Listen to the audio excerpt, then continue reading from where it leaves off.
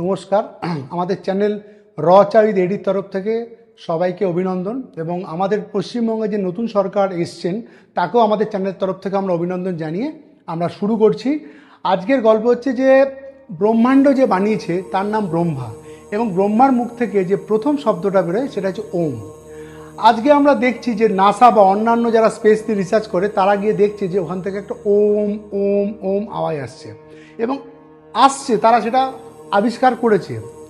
কিন্তু আজ থেকে হাজার হাজার বছর আগে আমাদের যে মুনি ঋষিরা তারা কিন্তু যখন তাদের জার্নি শুরু করতো, স্পিরিচুয়াল জার্নি শুরু করতো, সেটা কিন্তু ওম দিয়েই শুরু করতো, যেটা আমাদের পুরাণেও লেখা আছে।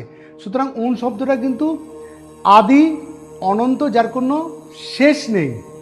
এবং এটা ওপরে যারা গেছিলো স্পেস রিসার্চ করতে তারাও কিন্তু পেয়েছে। সুতরাং সনাতন ধর্ম এমনই ধর্ম যার কিন্তু আদিও নেই, অন্তও নেই। ভালো থাকবেন। জয় বজরংবলী।